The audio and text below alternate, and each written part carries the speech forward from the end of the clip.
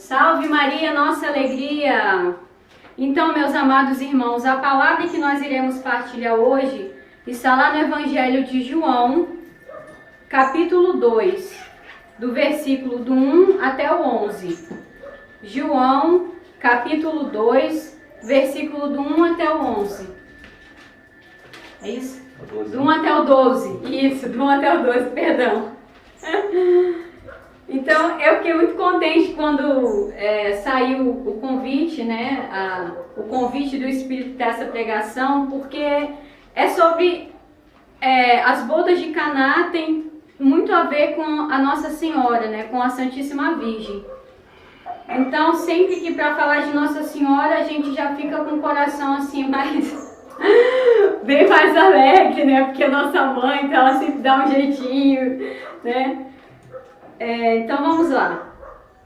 3 dias depois, celebravam-se bodas em Caná da Galileia, e achava-se ali a mãe de Jesus. Também foram convidados Jesus e os seus discípulos. Como viesse a faltar vinho, a mãe de Jesus disse-lhe: ele já não tem vinho. Respondeu-lhe Jesus: mulher, isso compete a nós? Minha hora ainda não chegou. Disse então sua mãe aos serventes: fazei o que ele vos disser. Ora, achavam-se ali 6 talhas de pedra para as purificações dos judeus, que continham cada qual 2 ou 3 medidas. Jesus ordena-lhes: enchei as talhas de água. Eles encheram-nas até em cima. Tirai agora, disse-lhe Jesus, e levai ao chefe dos serventes. E levaram. Logo que o chefe dos serventes provou da água tornada vinho, não sabendo de onde era, se bem que o soubessem os serventes, pois tinham tirado a água, chamou o noivo e disse-lhe: é costume servir primeiro o vinho bom, e depois, quando os convidados já estão quase embriagados, servir o menos bom. Mas tu guardaste o vinho melhor até agora. Esse foi o primeiro milagre de Jesus. Realizou-o em Caná da Galileia. Manifestou a sua glória e os seus discípulos creram nele. Depois disso, desceu para Cafarnaum, com sua mãe, seus irmãos e seus discípulos, e ali só demoraram poucos dias. Palavra da nossa salvação. Glória a vós, Senhor. Então, meus amados irmãos, hoje o convite que Jesus vem nos fazer é o convite de nós podermos, meditando nessa palavra, tomarmos assim uma confiança maior e um amor maior na nossa devoção para com Nossa Senhora, nossa boa Mãe do Céu. Primeiro, nós podemos observar que Jesus, ele sendo Deus, sendo o Filho único, eterno de Deus, feito homem, quando ele vai agir, quando Jesus vai atuar na história da humanidade, ele já age na sua sabedoria divina, sabendo que aquilo que ele vai fazer é o perfeito, é a melhor maneira. Porque Deus, ele não é homem como nós. Ele é homem como nós em tudo, exceto no pecado. Porém, ele sendo Deus, ele é a sabedoria divina. Então, ele é a pura inteligência, a máxima inteligência. Então, ele sabe como agir. Quando Deus age, Deus não faz um teste assim, vou ver se isso daqui é bom, para ver se vai dar certo. Ele não é humano. Ele é homem como nós, mas não humano, né? Assim, na sua pequenez. Então, quando Deus age, já é certo que aquilo é a maneira mais perfeita. Então, nosso Senhor, para ele ter se encarnado, tendo a eleição dele de ter escolhido a Virgem Maria como sua mãe, da mesma maneira, ele também quis escolher a Santíssima Virgem como aquela sua cooperadora em todas as suas obras humanas. E nós podemos ver isso relatado nos evangelhos, né?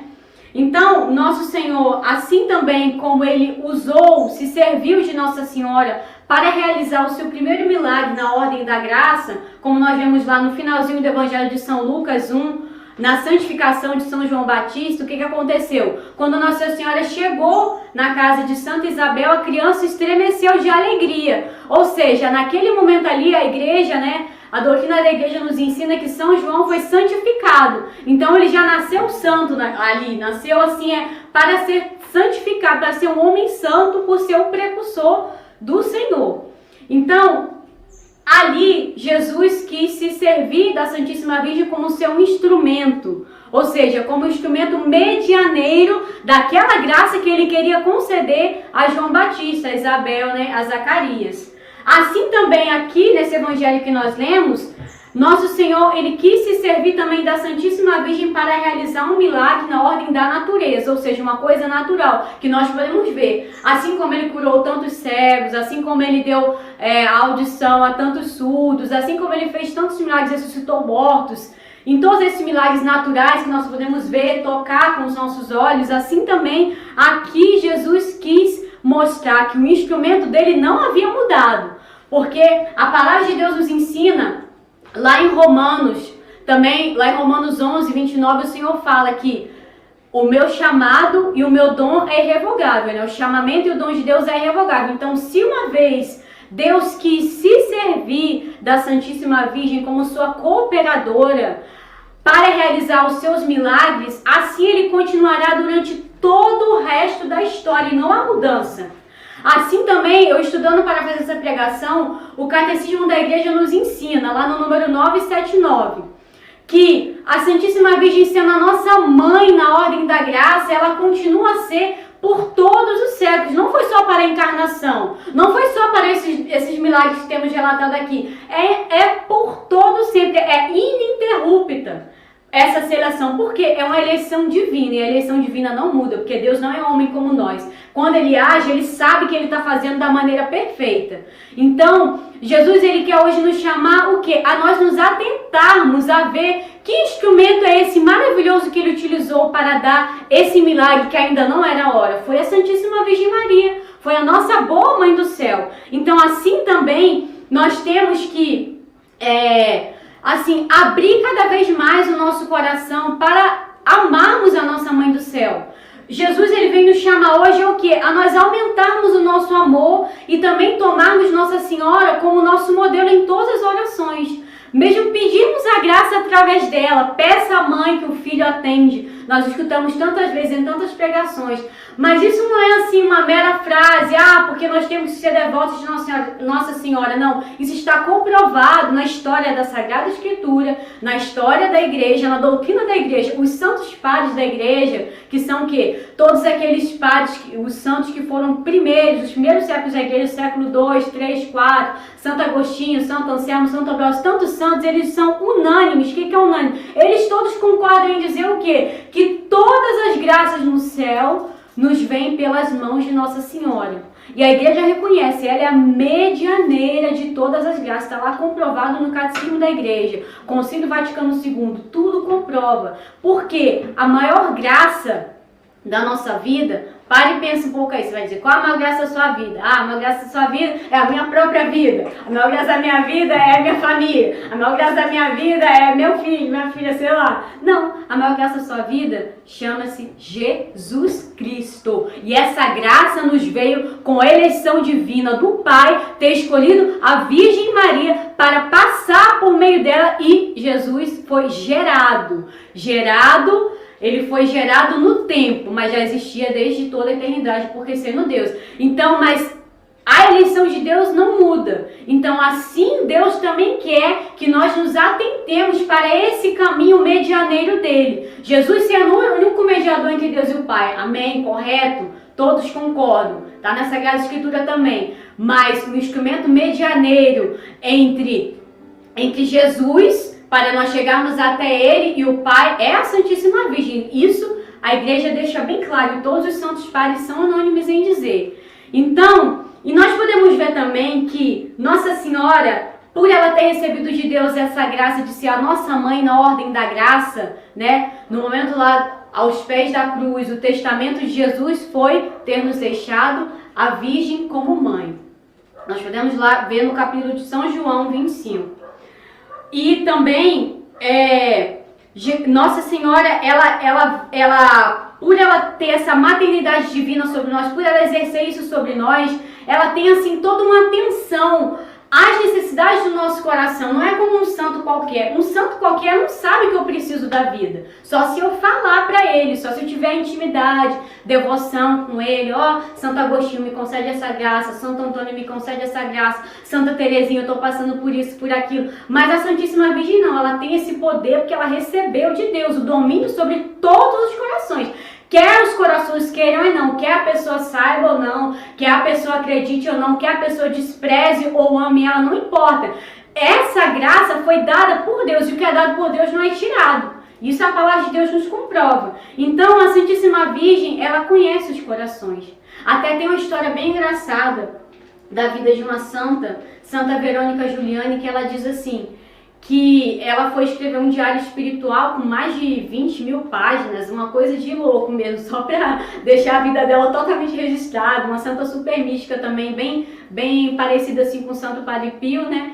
E lá, quando ela escreveu esse diário, Nossa Senhora que dita o diário para ela, né, para ver que é uma coisa totalmente espiritual, e Nossa Senhora relata os pecados que ela cometeu na infância. Quem é que pode relatar os pecados que uma pessoa cometeu na infância, se não alguém que está presente dentro da alma da pessoa? Então não é só Deus, também a Santíssima Virgem recebeu esse poder por ela ser a nossa mãe na ordem da graça. Então a graça maior é ter o Cristo, nosso único Salvador, nosso único mediador. Mas só que essa graça tem o intermédio escolhido pelo Pai, que é a Virgem Maria. Então, Nossa Senhora, ela tem esse poder sobre os nossos corações. Ela sabe o que eu estou pensando, ela sabe da minha intenção que está no meu coração, ela sabe das minhas necessidades, daquilo que eu preciso. Por isso, ela aqui, o Evangelho também deixa claro isso. Se a gente lê bem o Evangelho diz claramente que Nossa Senhora tem esse poder. Por quê? Porque aqui não diz que os noivos sabiam que acabou o vinho. O noivo não sabia, né? A noiva estava lá na festa. Essas festas de antigamente duravam entre 5, 7 dias, festas de casamento. Então, era comum que faltasse alguma coisa. Mas os noivos não se atentaram, nem aqueles que estavam servindo, não se atentaram.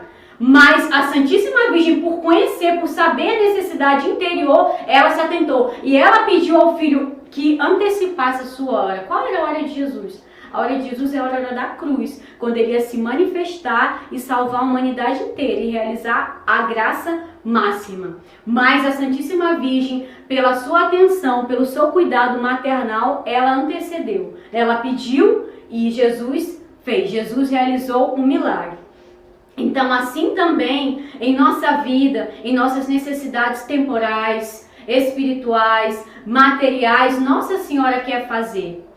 Nossa Senhora, ela quer ser aquela que vai mediar todas as graças para nós. Os santos da igreja são bem loucos em afirmar isso.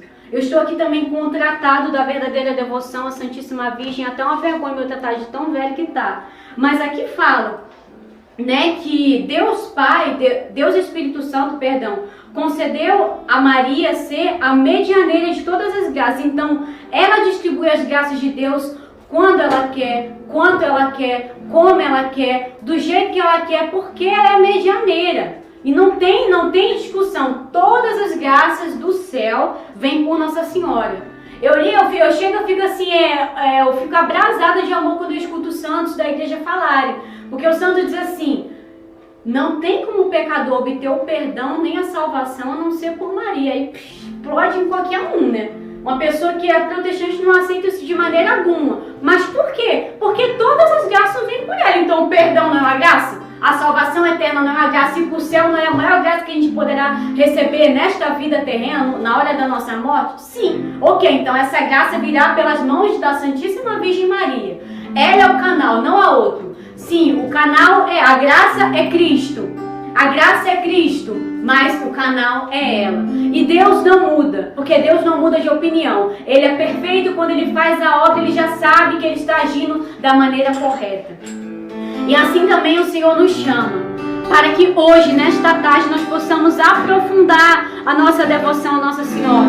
Nós podemos verdadeiramente dirigir a ela a nossa necessidade, aquilo que nós queremos. Nós precisamos aprofundar o nosso amor à nossa Mãe do Céu. Por quê? Porque ela é a medianeira. Ela vai nos dar todas as graças. Assim também como nós temos aqui nessa imagem, né, de Nossa Senhora das Graças, sermos consagrados a ela, temos esse privilégio. Mas então, ela abriu as suas mãos e todas as graças nos vêm. E assim nós queremos confiar na nossa Mãe do Céu nesta tarde, pedir qual é a necessidade da sua vida hoje, irmão e irmã. O que você gostaria de pedir a Deus? Será bem melhor, você será bem mais esperta se você pedir pela intercessão de Nossa Senhora. É o que todo católico tem que fazer. É o que todo católico esperta faz. Lembra que a Nossa Senhora, ela é o caminho certo para nós chegarmos a Jesus nosso Senhor. Então por isso nós queremos pedir neste momento, nós queremos pedir à Senhora, Mãezinha amada Maria Santíssima, que venha envolver com o seu manto imaculado todas as almas que agora nos acompanham. Queremos pedir à Senhora, Mãe, olhando a necessidade de cada um que está aqui presente conosco, que a Senhora venha trazer, Mãe amada Maria Santíssima, venha se adiantar. A Senhora, como uma mãe, sabe exatamente aonde está escondido aquilo que nós precisamos, que nós não precisamos nem dizer, mas a Senhora sabe por ser a rainha soberana dos corações. E nós queremos te pedir, Mãe, que a Senhora venha sobre nós, visitando as nossas necessidades nessa hora. E venha com seu amor materno. Venha, Mãe, com todo o seu cuidado, com a sua sabedoria. A Senhora que tem todas as graças em suas mãos para nos conceder. E nós clamamos a Senhora nessa hora. Vem, Mãe amada, sobre